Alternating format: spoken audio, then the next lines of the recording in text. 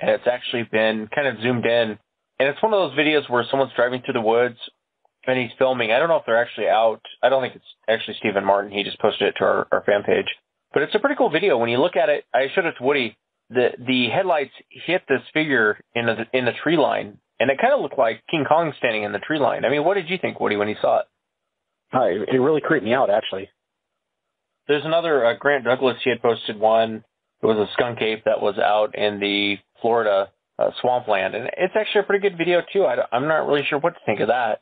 I don't know if it's an escaped, ape out there running around. That's kind of what it looks like, but it's kind of in a weird area.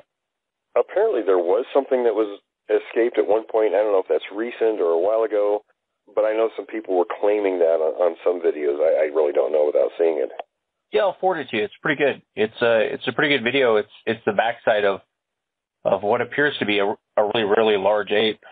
Mm-hmm. But could it be a Sasquatch? It could be. I mean, it really could be. It was a good it was a good video. And I know John Switzer, he had posted one that IMAX actually caught when they were out there filming the Big North or the Great North documentary, and they caught this black thing running across the plains. And Thinker Thunker, the guy that does Thinker Thunker, he actually did a pretty good analysis of that video. He kind of broke it down to the size, and he took some of the size comparison of the different wildlife that were in the area and kind of matched it up with. If you get a chance, check it out. It's on our fan page. I know John Switzer posted that one with the IMAX. They caught it by mistake, and then I don't know what. It's one of those moments where I don't think they really knew what to say, what it was, or it kind of appears to be a huge. Looks like King Kong running across the plains is what it looks like. A lot of these videos, they're kind of at a distance, and so I know everyone's looking for that real upfront, close HD video, but these are good videos. I mean, these are some of the better ones I've seen, I think.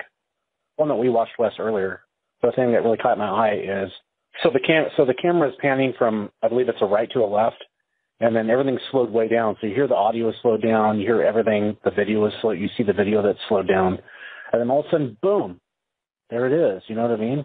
I don't know. They either did a really good job at faking it, or there's possibly something there. I don't know, man. All in all, it's a pretty good video, man. I will say it looked really, really good. No, it was a good video, and I want to thank Stephen Martin for sending that to us. If everyone gets a chance, go check it out on the fan page. And one thing I was going to send over to both you guys for us to look into, Richard Raymond, sure I slaughtered his last name. Not that you can slaughter Raymond, but anyway, he had sent us this message talking about a firefighter that disappeared out there in California near Fillmore. And he talked about this firefighter that just up and disappeared. The dogs won't track him. It's like he vanished, and no one knows where he's at. So I was going to send that over to you, Will. I'll send it over to you, Woody. Have you guys take a look at it. Maybe we can look into that. I know a fire captain here in this part of the state, so he may know something about that. Yeah, we should look into that. Find out what happened to this guy. I guess dogs won't track him. I guess they went out there with search and rescue, and dogs won't track this guy, which is usually red flag number one for, it is. So. But that's all I got for you guys. I was thinking maybe Ramona next week, we could have Ramona on. She could give us an update on the news and fill us in on some stories that are out there. I think having 4 people on there is almost too much. And maybe people don't want to hear me anymore. Maybe Ramona will take my spot. But, I was thinking maybe we, find a role for on the show. But who do we have coming up, Will? Well, we have Michael and Raymond tonight. I don't really know much about Michael's accounts. He didn't really say he wanted to just come on the show and talk about them. But Raymond has, and I know, the BFRO started this, Class A, B, C stuff. But, to myself with an account, it's either, there's really 2 kinds. One, what's what I call a typical and an atypical account.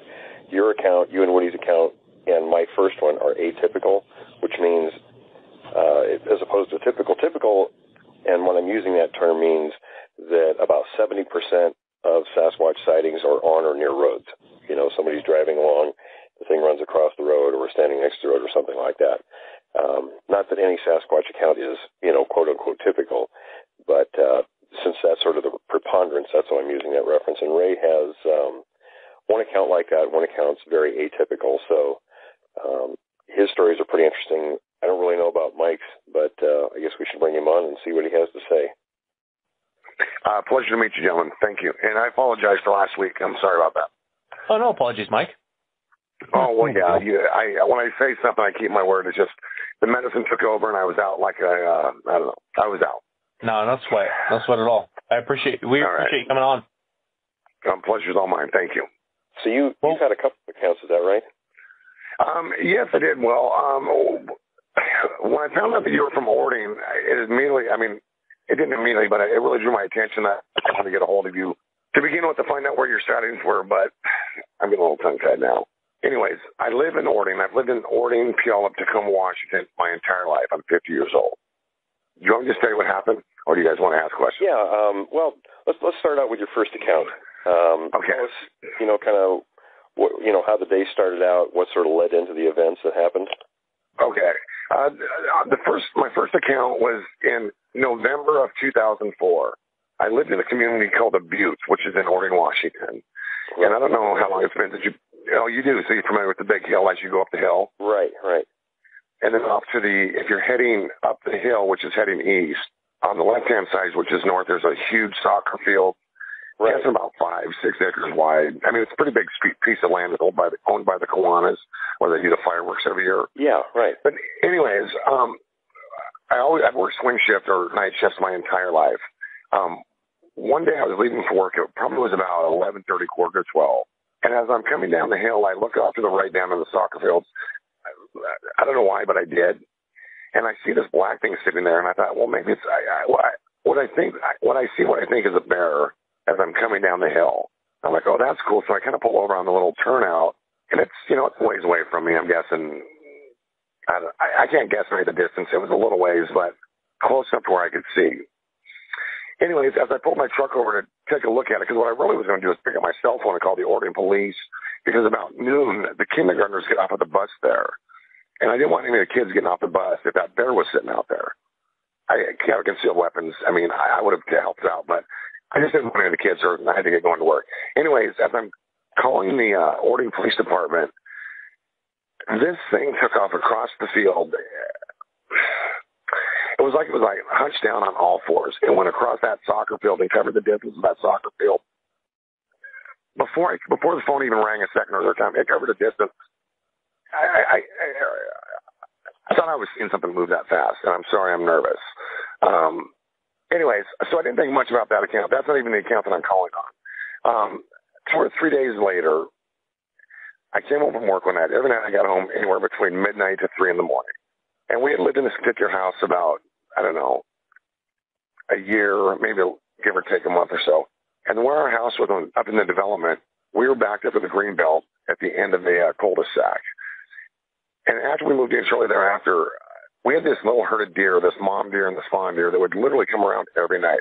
We got so used to one another. I would feed them every night. I literally would stop at the grocery store, buy apples, carrots, anything I thought a deer would eat. And they would come by every night like clockwork. Every night I came home, I'd go outside and feed them. It was really cute. In fact, I got pictures of us feeding them. They wouldn't eat out of our hand, but they got really close. That said, I could never get them to come into the backyard because it was fenced. I'd have to go out, open the gate, feed them, and they would come and get their food. And we could never get them to come inside the gate.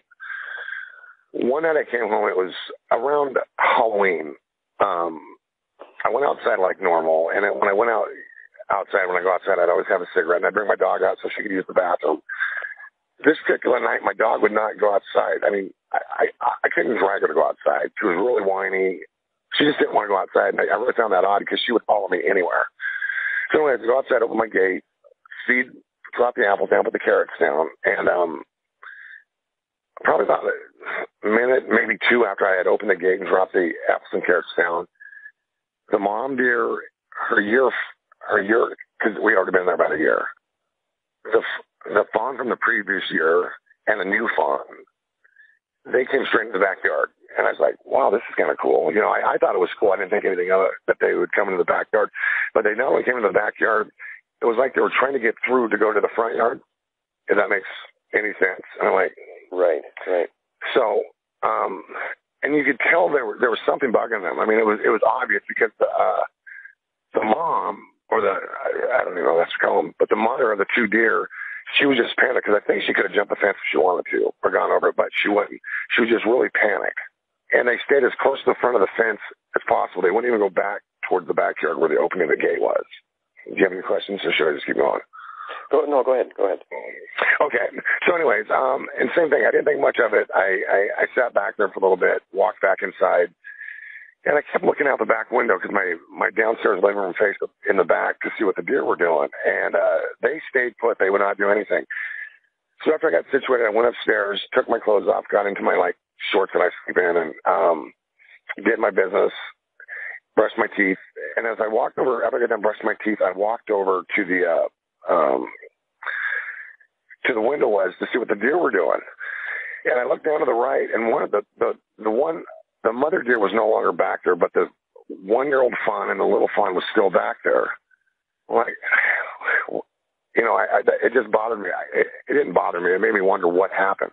So I'm sitting there looking, and I look to the right, back into the wood line, where, like I said, we're backed up to a green belt, which is heavily treed and whatnot, but between my back fence and the tree line, it's about a 20 to 30 yard distance from where they had just graded it, where it was just like gravel, dirt, and then the tree line. And so I look back there, and over to the right, and I'll also say it, that's what I saw. It was a reddish brown colored. My hair's standing up on my arms talking about it because it really gave me, I don't scare easily, put it that way, but it freaked me out. As I'm looking out my window, it was standing probably 30 yards back to the right in the front of the tree line. As I'm looking down at it, and I swear to you, it's looking right at me. And it gives me the creeps even talking about it. It's looking right square at me. I don't even know what else to say. Like I said, I'm nervous. When I was talking to one on the email, you guys had asked your questions from there. I'm sorry, I don't get nervous that easy, but I am right now. It just kind of freaked me out talking about it. When you bring back, to the forefront of your thinking an account like that, it's pretty easy to relive it. Right. You mentioned, you saw this thing in 2004 out in that particular area, and what month was that, by the way? It was maybe a month or so earlier than that. 'Cause I remember it was just the time of year when it just started to get foggy, and probably springtime. No, it was prior to Christmas. I know it was prior to Christmas. Oh, in the fall, right? Yeah, I'm sorry, in the fall. 2 times a year it does that around there. Here's the funny thing is, when we very first moved in that house, it was September, somewhere thereabouts. And like I said, I always go in the backyard to smoke. I don't smoke in the house. I don't smoke anymore, by the way. I always had a feeling there was something on the backside of the fence. And I'd open it, there'd never be nothing there. So one day I stopped and bought a salt lick, and that's how I think I started getting the deer coming in the habit of coming in there. But I went back there, and I swear I found a footprint. So I went to work and talked to one of my buddies who's an avid hunter. In fact, he had shot a bear up there, a few years earlier before the development had went in. And I asked him, I asked him if he'd ever seen anything funny out in the woods. And so he was the first person I told my story to. And I don't want to say he laughed at me. Yeah, he did laugh at me. He's my buddy. He said, "You're full of I can't say. He said, "You're full of them." Like, that's not up there. There's a key point that I'm missing here, though. That's a funny area. People really, really won't talk about it in that area for some reason. I'm just, right. I lived in Oregon until I was about 8. And then we moved out. Right. I grew up in Graham up near Thrift. And that's where I had my first sighting. And I'm still, to this day, new people, that were living in the area will contact me and say, "Will, I saw these creatures." The same thing. Right. Lots of people that saw them. Mike, when you were sitting there looking out your window, how far away was the creature from you? And can you kind of describe what you saw? Yeah, how far was it away from me? Yeah, that's a good one. I would say less than 30 yards or less, 30 yards at absolute tops. I was looking down in the south. I would have been looking southeasterly. What did it look like? It had like an auburn brown colored hair. Here's what it reminded me of it. As soon as I saw it, it had a football player in a helmet, with a no neck. It was kind of facing me at an angle. Shoulders, unless you see them, you can't, I don't want to say, you can't describe the mass of the shoulder and its body unless you see it. Because I tried to tell my wife the story too. And same thing. And this is the key point. I used to drink really heavily. And Wes, I'm going to change the subject here for a second. Wes had a posting on the Facebook page, the Hotspot, about how he should go underneath hypnosis for his encounter. When I went and quit drinking, I went medically, got treated here in Seattle at a hospital. And as part of the treatment, they gave you sodium pentothal treatments. And I don't know if you know what sodium pentothal is, but it's the stuff they give you to, they give it to you. They give it to you because they ask your subconscious, if you were to leave today, what's the likelihood if you would drink? Because supposedly underneath that, you can't lie or tell a story.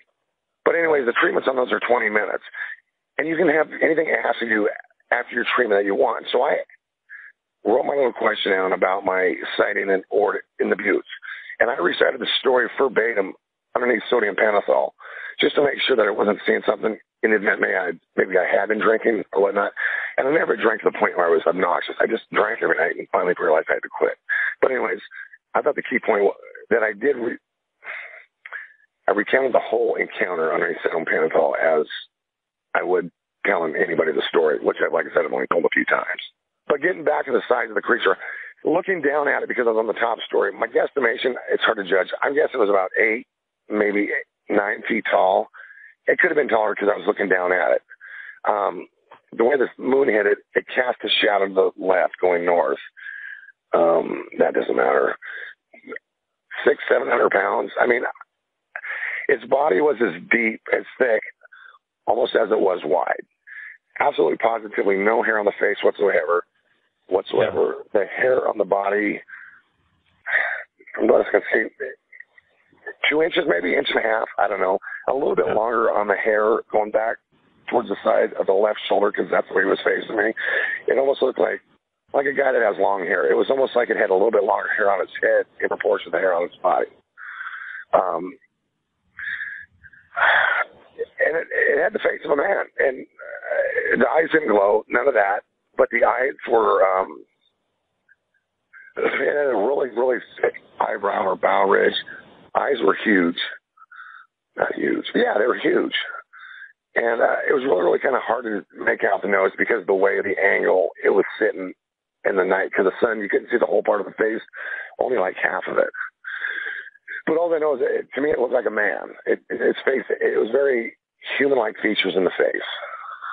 Yeah, that's interesting that you say that. I've heard that before. You know, when you look at them, like when we saw the one that walked across the road, I remember just thinking that just reminded me of a giant walking across the road. But they do have that, and I don't know if it's something in our heads that we kind of place a human, you know, when you look at something like that. Just for clarification, I actually have gone through hypnosis. I think one of the, on the fan page, one of the, a listener had suggested that Woody and I do that, which I'd be open to it. That's what I was referring to. I saw that on the fan page yesterday, and I wrote my little spiel about the sodium pentothal. But that's why it was important for me to have one of that asked me of that. I mean, that wasn't the only thing. It was a 5-day session where they do that. So you ask a lot more stuff, you know, things that have to do with your life and stuff. But that was important to me because I had to know myself whether I was seeing something or when because honestly, I've always believed in Bigfoot. I think everybody second guesses themselves. Will, you just nailed it. You nailed it. Well, I was just going to say that. It was like, hey, Mike, don't feel bad about that because it's common.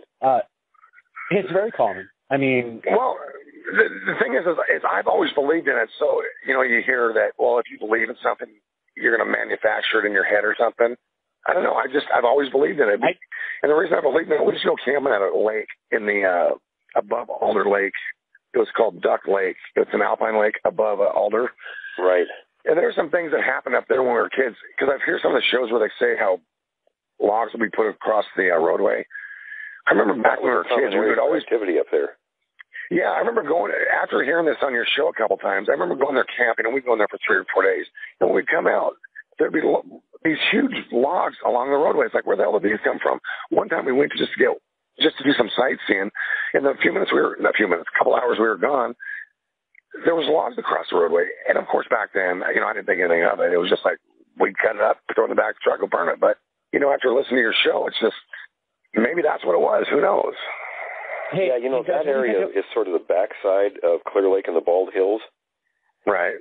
And, like, you know, when we had Lupe Mendoza, his son, when he was on the show, he was talking about, he son hearing screams up at near Clear Lake in the Bald Hills.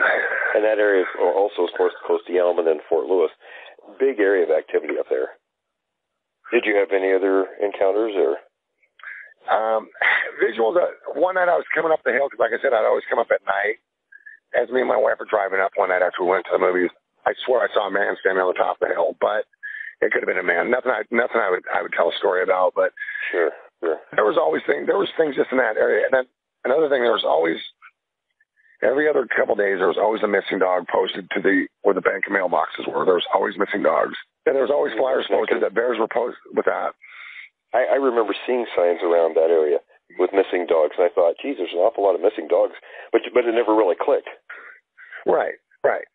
In fact, there was even signs at the mailboxes, because behind the buttes is what they called, there was a walking path where people ran and jogged. Right. They put signs saying stay off because they thought someone had claimed they had saw a bear back in there. So they put signs, do not go there, or do not run by yourself. And even after that, I could not get my dog to go in the backyard. The only place she would go down the front yard to do her business, and that was if somebody was with her. And she was pretty courageous, good dog, best dog I've ever owned. But her whole behavior changed, period, from that point on. And then after we left that place and came down to the valley, she went back to her same old self. Mm-hmm. So I don't know. You know, it's disturbing to run into these things when you're out in the woods or when you're out hiking or when you're out enjoying the wilderness. But to be sitting in your living room looking out the window, and it's 30 feet away or 30 yards away, that's like 100 times more disturbing. That's a little unnerving. I didn't want to go down and watch TV downstairs. In fact, I didn't. I stayed upstairs and watched TV. And once again, it's not that I scare easy. I'm not Billy Bad Butt. It just freaked me out. And I'm not embarrassed to say it freaked me out, but I guess I am because I don't know. Yeah, it spooked me out. That's for sure. Have you seen anything else on the property since you've had this encounter? Well, we moved shortly thereafter. We were out of there probably less than 6 months after that. Fortunately, we're ahead of the housing crunch. Sold the house and ended up buying one down in the valley. And I just told my wife it's because she wanted to get off the hill, hit the ice. So after that, no, I really didn't. Honestly, I didn't. And in fact, it's funny. Every time I drive over the bridge coming into Oregon, going over the Carbon and the Puyallup, I always look both ways just to see maybe if I might glimpse something. In fact, I went down there once the show started and started walking to see if I could, find signs. And that's what I was emailing Will about. Is there something I should look for? And the more I thought about this, I don't want to bump into one of these things again. I don't. I'll send you some pictures anyway, so at least you'll know if they're around. Okay. Yeah. I mean, it's not that often they come down through there because there's so many more people now than there used to be. Right. They do still come around. Well, here is, I guess, a cliff note. My daughter's good friend. You know where the old fish hatchery is going out of town? Yeah, right. Out of King Street. She lived about a block from there, 2 blocks from there. I shared my story with her and my daughter one night. And my daughter, because she believes in stuff like me, Bigfoot and all that. And I thought they were going to both laugh at me. Her friend, her eyes got big, glossy, her mouth dropped. There's still not a lot of people out that way. Yeah, and she says, I know exactly what you're talking about. And as we started talking about what we saw, she was finishing we were finishing each other's descriptions of what we were seeing. Because she lived there her whole life up next to that hatchery. And she said she'd seen it multiple times. And we literally were describing what we saw. I would say one thing, and we were literally finishing each other's statements as the conversation went on, which I kind of thought was kind of vindicating, I guess. Yeah, I really wish more people would come forward from that area because I know there have to be a ton of sightings in that area because of things from the pieces I've gotten from people all around, from Graham, Edenville, all the way down, to South Hill. There has to be a lot more. Right. Now, well, do you think these are like the kind of Wes and Woody saw? I mean, the ones they describe, I don't know how they didn't not mess themselves. I mean, those things, those sound scary. Do you think it's the same family, same, line? Probably the same group that I encountered. Right. Because Wes and Woody are about 120 miles south. That's a different group. No, I understand that, but the way they describe their aggressiveness, that was the first show I listened to, and from then on, I was by the way, you guys have the best show, hand down, TV, radio, movies, and I listen to them all now. There's not even somebody close to your guys' show, and I swear on my kids on that. Oh, thank you. Aggressiveness is a lot more common than people think it is. Yeah.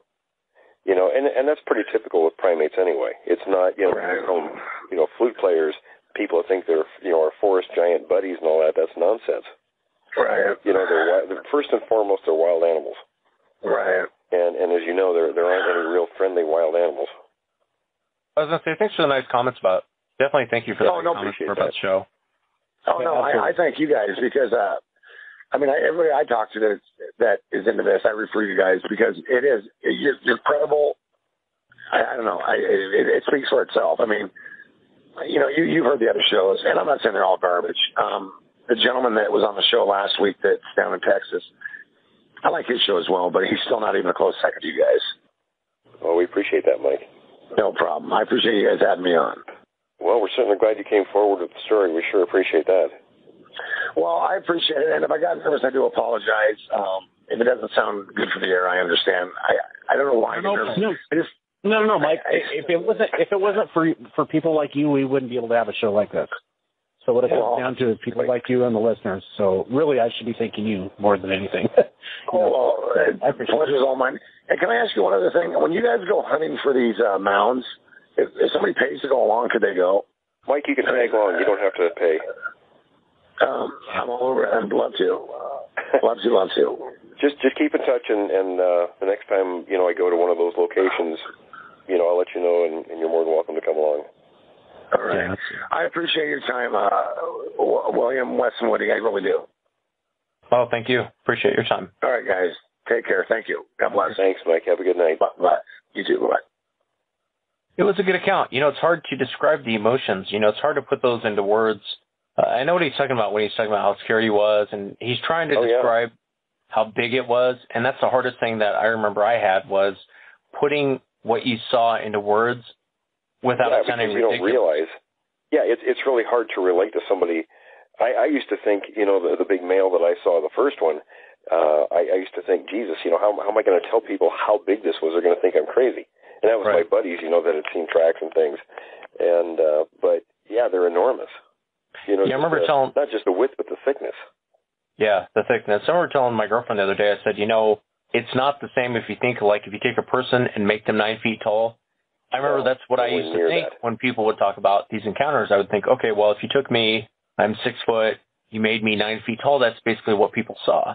And it's not even in the same ballpark as far as what people, the massiveness and as soon as he hit the shoulders and he was kind of having a hard time finding words for it, it's almost like it took me back to mine and Woody's encounter. It's like I could understand exactly, I could almost put myself in his position trying to find the words to describe what you saw. And that's the hardest thing is trying to describe what you saw. Well, let me tell you fellas something. When you're 4'7" like me, pretty much everybody's bigger than you. So I'm joking. I'm practically a Sasquatch compared to him. I put Woody in my pocket. Yeah, Wes is we walk around the woods, Yeah. Well, I'm as wide as I am tall, so that it is what it is. But I thought Mike did a good job.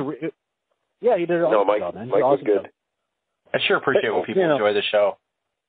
Like Mike was saying, I sure appreciate stuff like that because, there's a lot of effort that's put into the show. And yeah, it really was.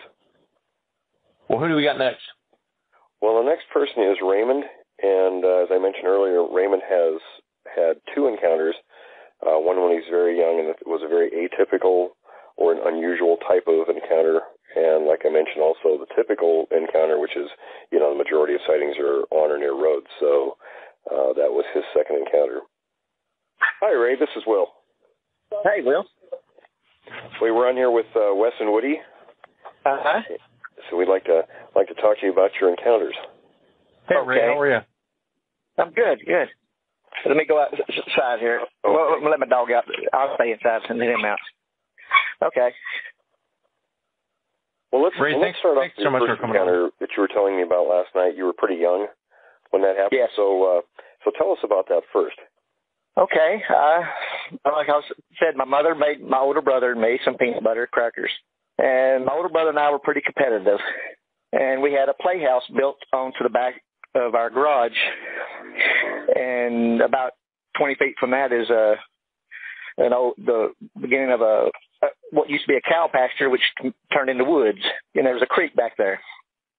Well, I get up about 6 o'clock in the morning to go get those peanut butter crackers that we didn't finish. I thought I'd get them before my brother did, or he would hog them all, because he's bigger.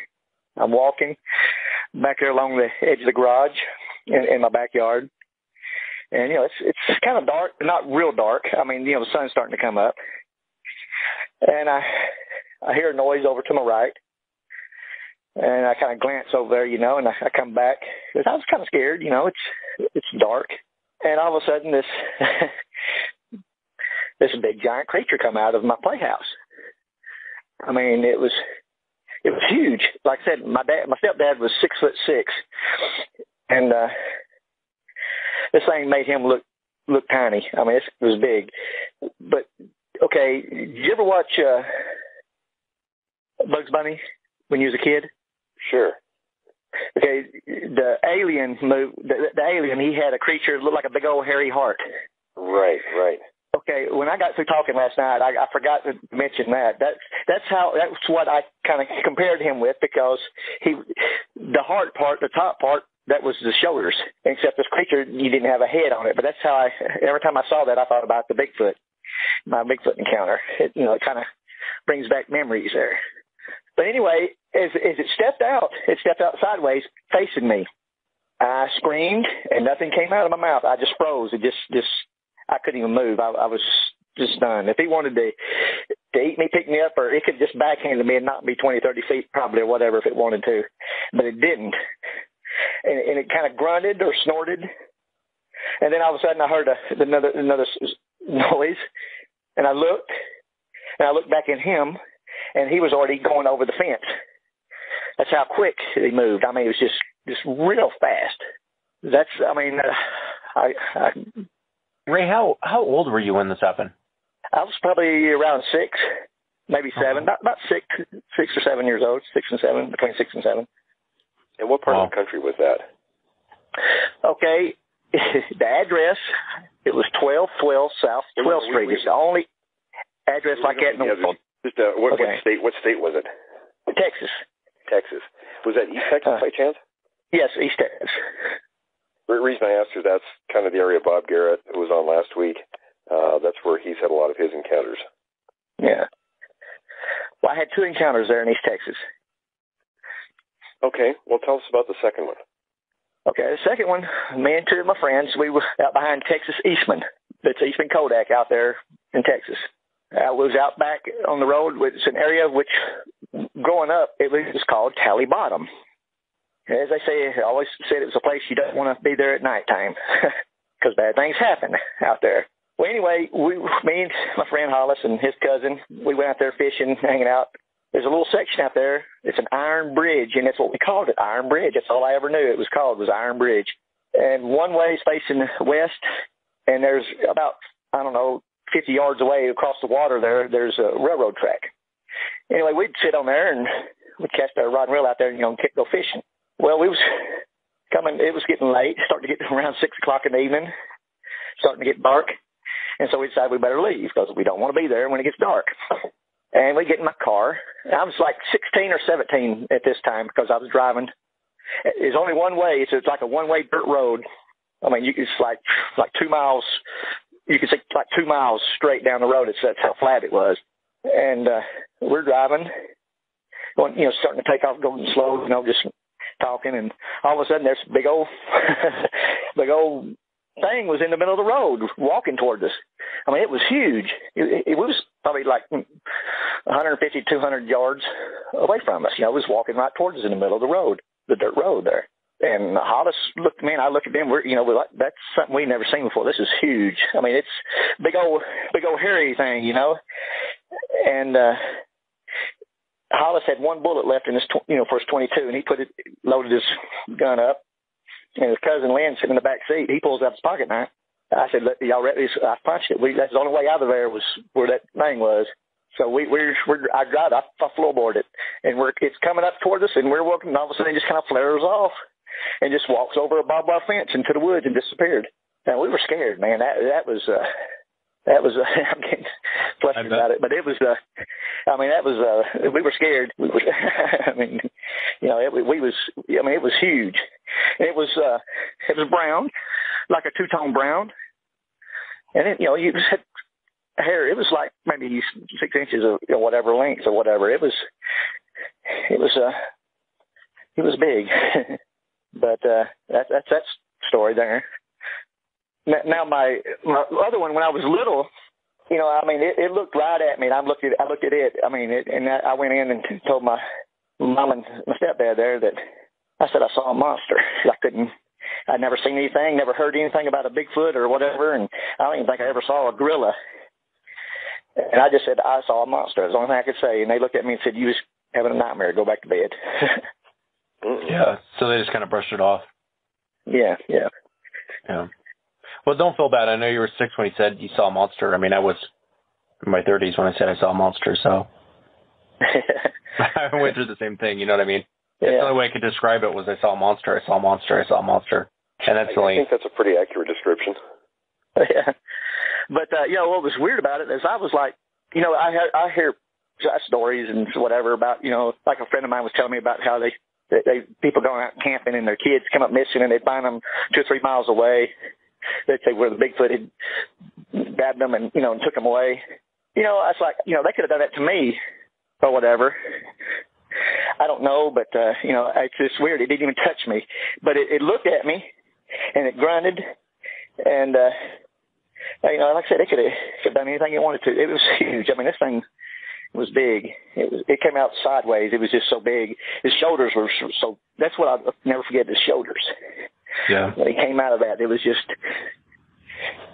weird. Yeah, kind of like one of them crackers. Were the crackers you had, were they in the playhouse? Yeah, they were in the play. No. When I got in there, when I went back outside, I didn't. It was way daylight before I went back out there. But no, they were gone. Okay, so that's probably why the thing was in the playhouse. That's what I'm wondering. Yeah, you could smell. I mean, you could smell peanut butter. And especially in the small this little storage room, which was converted into our playhouse. It was just a little bit bigger than a closet, probably. It was like maybe 5 or 6 feet wide by like 8 feet deep or something like that, maybe. Wow. But there was 2 of them there. There was one over to the right. I mean, that's what got my attention. That's what I always thought about that. Was but I hear stories. But it was weird. I looked. What got my attention was I heard like a loop, loop, and I looked to the right, and I could see something was there, but I don't know what it was. This was in the woods, just right at the corner of the fence on the other side of the barbed wire fence. And there was what we call a privet hedge. I always wondered about that, but then I saw something here a couple of weeks ago that reminded me of that, and it was weird. I broke out in a sweat. Yeah. I let my dog out the yard, and it was dark here. I live in California now, and I have an 8-foot wooden fence, and there was it was dark, but yet you could see there was something on the fence. It was like a black hole, And I went in the house and got my flashlight. It was a possum. It's like, that's sort of like what I saw. That reminded me of back then. And it's weird, man, how you still, I still get sweat. I'm sweating right now just talking to you about it. Yeah, no, we were just talking to our last guest, and you definitely relive it. Ray, are you describing like a whoop? Is that the noise you're making? Yeah. It was like that, but it just, I don't know, it just sounded like a loop, loop to me. And my friend said it was a whoop, whoop. And I said, well, I don't know. It could have been, but it just sounded like a loop, loop. Interesting. I wonder if it was I think she was, that's what I thought. Yeah. And that's what I was thinking. And maybe me being so small and it was looking around, because there's, and all of a sudden there I am. And it's like, loop, loop. And then all of a sudden he comes out, or it comes out. Right, signal. And, have you ever, you ever had like a Nerf little sponge ball and you hold it in your hand? Yeah. And you open it up, how it expands? That's what it was like when it came out of my playhouse. That's what that reminded me of. It was so big. It just expanded out. Just like, it was huge. Interesting. There's a lot that goes on in that East Texas. A lot. There really is. We get a lot of encounters that go on out there. And, it's such a fascinating story. I can't even imagine being 6, 7 years old, see this thing come out of your playhouse, and then, experience that, and then, you try and tell your parents about what you saw, and they kind of brush it off as a monster, and that's a lot to deal with. It's a lot to deal with as an adult, let alone a kid, you know what I mean? Oh, absolutely. Yeah. When I saw that, growing up as a kid, I was scared of scary movies. I couldn't watch scary movies because of that. But I went to Universal Studios when I was like 12 years old, and we're sitting there in a tram deal, and all of a sudden Frankenstein walks up, and grabs me, and I scream, but he started talking to me, and then I realized, okay, it's fake.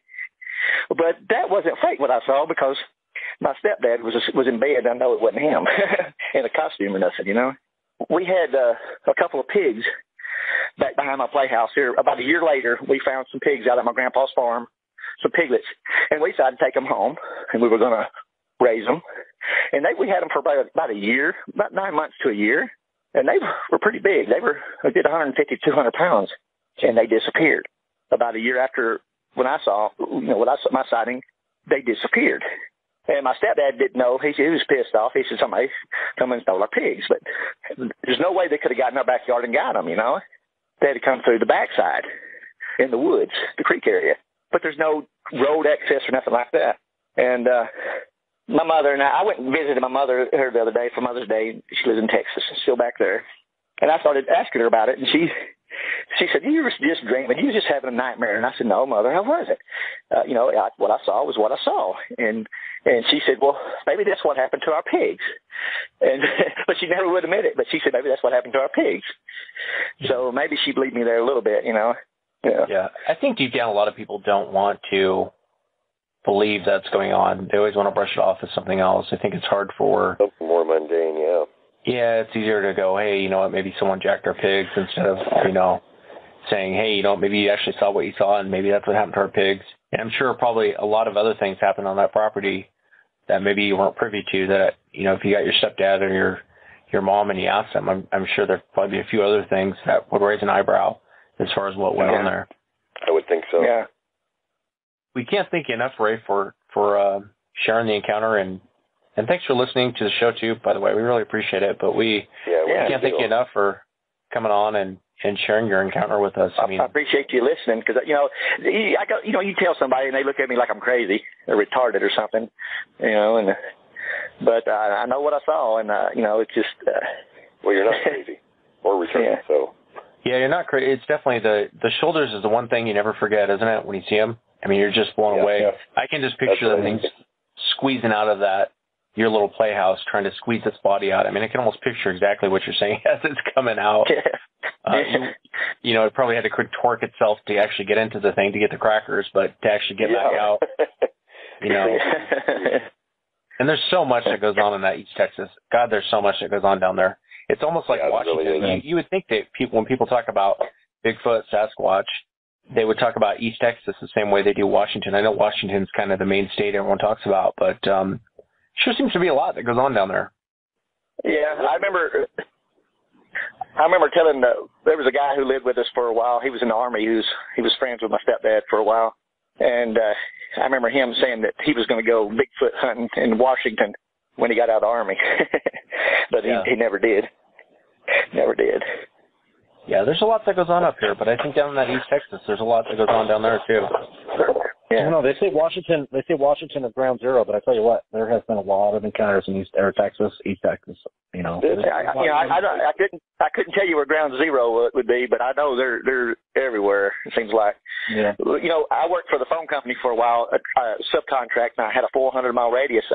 I traveled from here. I go to Clear Lake and go up to Tahoe and everywhere, and I always carried maybe some peanut butter cookies or crackers, when I went, just in case. It's weird, but I still do that. If I go camping, I still carry I go buy me those little packages of Ritz peanut butter crackers, And it's a good plan B. Yeah, absolutely. Your thoughts? What are your thoughts on Bigfoot? What do you think about it? Well, I know they exist. Do you think it's an aggressive creature? Do you think it's a friendly thing? That's what I've always puzzled me, because it didn't hurt me, and it could have, and it didn't. Because you were. And I don't. It was always weird, but this is what I told my buddy Rich. He listens to y'all all the time. I said, Rich, if we was to go out, and if we was to, you and me, we was to encounter it, or one of them or whatever, I would squat down and get on my knees in front of it and let it see that I don't mean it any harm, just to see what it would do. If it ran at me, I don't know. I'd probably sit there and die or have a heart attack or something. I don't know, but I don't know what I'd do. I'd say what I would do, but if it really came down to it, I don't know. I might run. I might be scared. I don't know. But I say that because of what happened to me when I was a kid. I don't really think they're real aggressive. They might, try to defend themselves or something like that. But you don't know what they're thinking. Yeah, and that's kind of why I wanted to ask the question too. Is like we've had several people on the show before that. Well, going back, and Wes and Will, you probably remember the Brenda Harris interview about one of the daughters being plucked out of the back of a pickup, a child out of the back of a truck while it was going down the road by a Bigfoot. But yeah, this one did nothing to you, and so I was curious on what your thoughts were as far as being an adult now and things are, you have a different outlook on it maybe now than when you did as you were a child. That's why I asked the question. Well, thank you, Ray. Thank you for coming on. Thank you for sharing everything with us. Really do appreciate it very much. It was a cool encounter. It was definitely I enjoyed hearing it, and I can't thank you enough for coming on and sharing that with us. Well, I hope one day we find them and really communicate with them or whatever. I saw a movie back when I was a teenager about the last Neanderthal or whatever, and he winds up killing himself thinking a helicopter was a god because they captured him and put him in a fake place, And that's always thought about the Sasquatch, about that if they did something like that to it, if they caught one or whatever. Yeah. But I don't think we ought to go out there and kill them. Yeah. I mean, these people you hear going out there hunting with guns and whatever. I don't see why they'd want to do that. Well, we sure appreciate it very much. Okay. Well, thank you for listening to me. I feel much better now. Glad you come. I'm overwhelmed. I'm sitting here walking back and forth. I'm putting a trail in my carpet. And you know what? You're not alone on that. Most of the people we have on the show, they're nervous I think they think a lot of times we're going to tear them apart. We're going to make fun of them, and we're going to say this and we're going to say that. But really, what it comes down to is we're all here kind of for each other, and we're all interested in the same topic. So, we're not going to beat anybody up. We're not going to beat you up or anybody else. But, we're sort of more of a support group than anything, I guess. Yeah, I was nervous today. I didn't know what my buddy Rick said, they'll ask you questions and all this and that and other, and I was nervous, man. I didn't know what I thought you were going to call me. I'm faking and I'm lying. This was that or whatever. People do that, but I think a lot of those people that do that kind of stuff have never seen one, so they don't understand, what you're going through, and they don't know how it continues to always affect you. Yeah. That's something I wouldn't ask those kind of questions. Yeah. So that's something I guarantee you I will never, ever, ever, ever forget. It is there imprinted in my brain. Absolutely. I know exactly, and I'm sure Wes and Woody know what you're talking about too. Mm-hmm. Yeah, I agree with you. And I will say this though, and this is my own personal opinion. Don't get too comfortable out there with them either. That's my biggest thing. It sounds like maybe later in your life you became maybe a little bit, I don't know, maybe docile or comfortable to them. But remember, they are a wild animal. And they're right. Yeah, right. That's right. You never I wouldn't go walking up to one, But if I saw one, say, 50 yards away or whatever, and I know it saw me, I would, kind of show it, hey, like I don't mean any harm, but I'd probably still have a pistol in my back. I'm just saying, be careful. Yeah, we're out there with the crap, be cautious. Their cookies or crackers, and because they are wild animals, So just right. Okay, Ray. Well, thanks for coming on. Okay, thank you for having me, and I guess y'all have a good evening.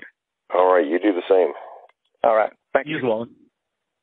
Well, another interesting couple of encounters from East Texas. I want to thank Ray for coming on.